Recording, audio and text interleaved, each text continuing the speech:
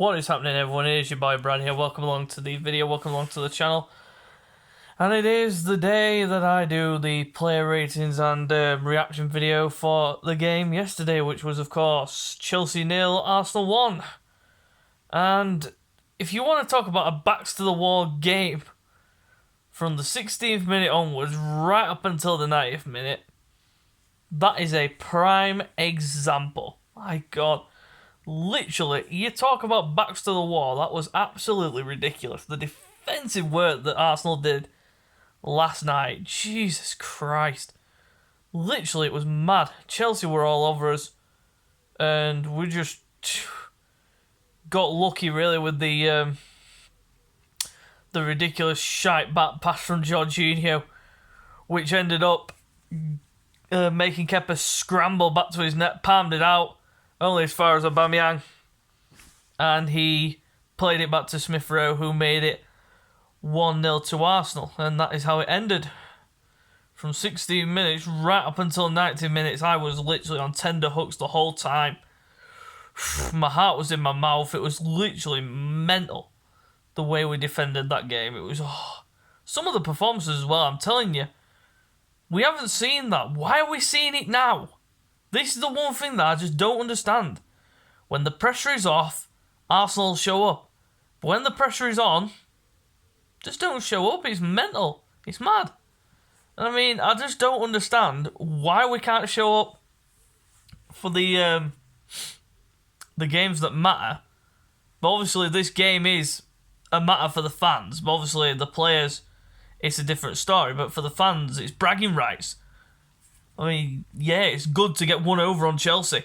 It's good to get one over on the big six. I mean, Mikel Arteta's beaten every single big manager there is in the league in terms of the top six clubs. But, like I said, too little too late again. Why didn't we see this against Villarreal on Thursday? We only needed one goal against Villarreal. We couldn't even get that one goal and it ended 0-0. But we can score one goal and defend like that for near enough 8... Oh, bloody hell. It makes no sense whatsoever. It doesn't make no sense. Play like that against Chelsea and defend like gods. Literally, they could have easily scored at least 3 or 4. Havertz had the chance before the goal where he ran clean through, put it over the bar. Should have done better than that. If that was if that was Werner, then I'm saying that probably ends up in the back of the net. Even though Werner's had a really tough season, he would have put that away. Hate to say it, but he would. Other chances that they had the Mount had a few good chances. Leno put some good saves.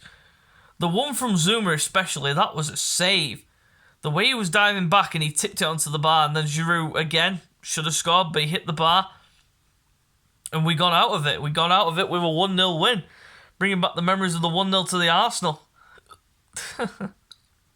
But yeah, another solid performance, another really good performance defensively, but too little too late. And my perspective on Arteta will not change.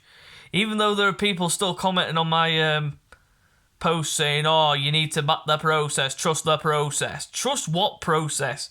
The process is dead. Come on, be real. Fucking hell. We're hearing the same old crap every single season. Oh, Stan Kroenke's gonna bat me. Oh, this, that and the other. How many times have we heard that? How many times have we heard that Stan Kroenke is actually gonna dip into his pocket and put some money in? It's all bullshit. It's all rumours. He's not gonna put any money into Arsenal. He never put money into Arsenal. We are his little insurance policy to ensure that his American businesses and his American franchises, especially the LA Rams, are in tip-top condition. Because he doesn't give a shit about Arsenal. It's as simple as that. And some fans need to wake up and realise that this is not the way a club should be run. We should not be a little insurance policy on the side for him to use the prize money that we get from qualifying for Europe and getting far in the competition to fund all his American franchises. It's stupid. And this is why fans want Kroenke out. And this season especially, this season alone, has been disgusting. I mean, 10th in the league Well, we're 8th now, but we're not. I don't think we're going to finish any higher than that. We're not going to finish any higher than 8th. We could finish 7th and get in the UEFA Conference League, but I'd rather miss Europe altogether. I'd rather scrape past Europe and just leave it out. And just go into next season, just like Chelsea did, with no European football, and see how it goes. Because we know that Mikel Arteta's not going anywhere. It's already guaranteed that he's staying, so we're not going to get our wish, even though most fans are wanting him out. And I am one of those fans that doesn't trust the process. But we'll see what happens in the summer, because we've been given these false promises before where the board are going to spend this kind of money, that kind of money, invest heavily. What a lot of bollocks. I've heard it all before. It's all lies. It's all words. As soon as they go out and spend over 100, 200 million a summer, then I'll surely believe it. But until then, nah. Kroenke out, Arteta out, Edu out, Vinay out, everybody out. I want it all gone. Half of the squad as well need to piss off as well, because I'm done with it. I want a complete rebuild of my club. But anyway, let's get into the player ratings for yesterday's game. Starting goal, Bernd Leno. Didn't put a foot wrong at all. And he was a great and few good saves. I'm not even saying good saves. They were great saves. The one from Mount where he palmed it back into an area where you're thinking, where's the striker? Chelsea's striker. If Chelsea's striker had made a move, he would have slotted that in. That would have been 1-1. That would have been 1-1. But no, there was no one there. So it was good that Leno was in that kind of mood, that he was keeping out those kind of shots and those kind of chances. But yeah, I'm going to give Leno an 8 for his performance. He was brilliant. Going to the back three, starting off with Rob Holding. He was commanding, solid.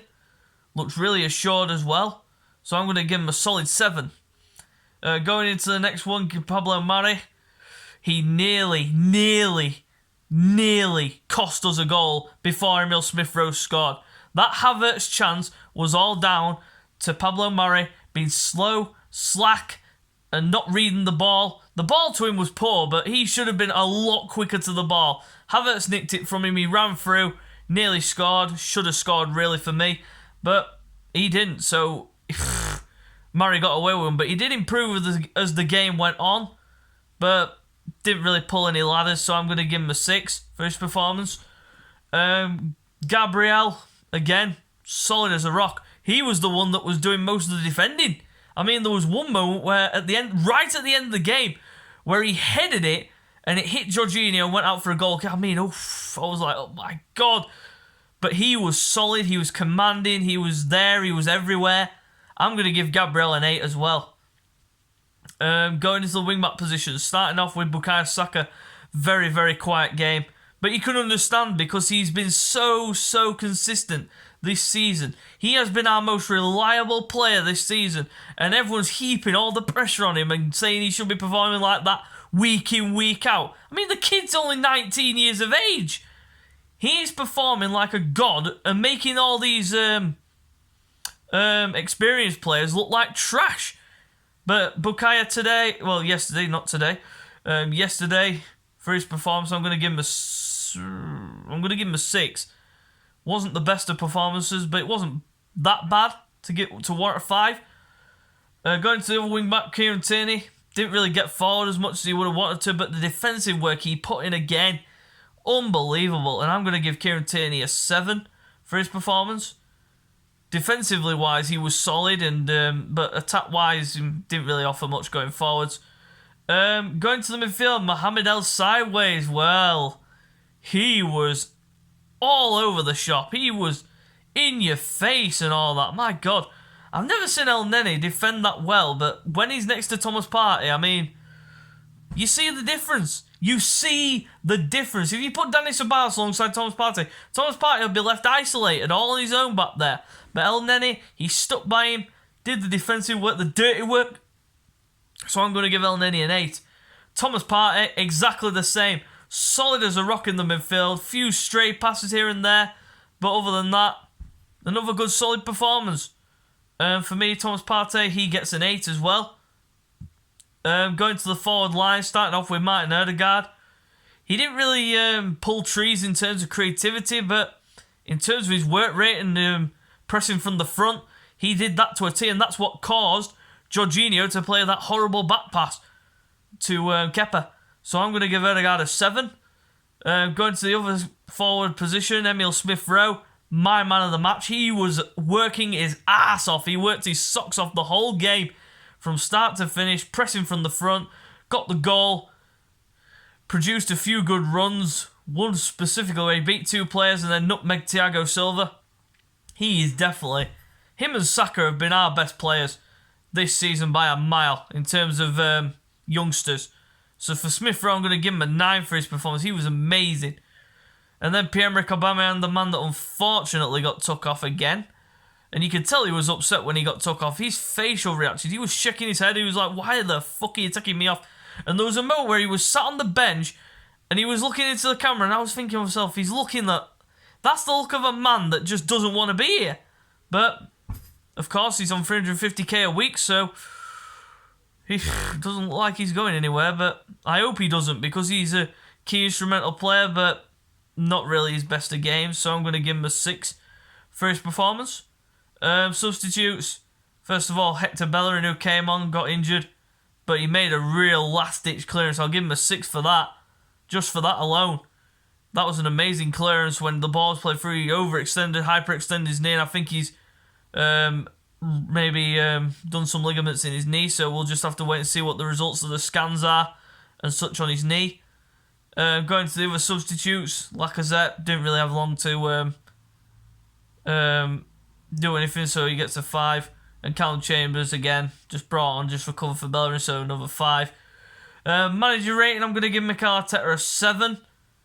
The lineup, it got me a bit thinking, like, why are we going with a back 3? But I understood the situation, and with it being Chelsea as well, so it made sense in the end, but didn't really attack much, did we? We didn't attack at all, apart from the goal. Few odd moments, but good performance overall. Really was a good performance by Arsenal, and I'm glad. This is the first time we've done the double over Chelsea since 03-04. 03-04. And that was when we went the invincible season. And that was the first time that we beat Chelsea at Stamford Bridge since 2011. 2011. Jesus Christ. You can tell how seriously bad our team is. But anyway, that is it for the reaction and player ratings video. So stick around if you're new for the preview and predicted lineup for the game against Crystal Palace next Wednesday, which kicks off at 7 o'clock. And it's on BT Sport for anyone who wants to know. So until next time, we'll see you later.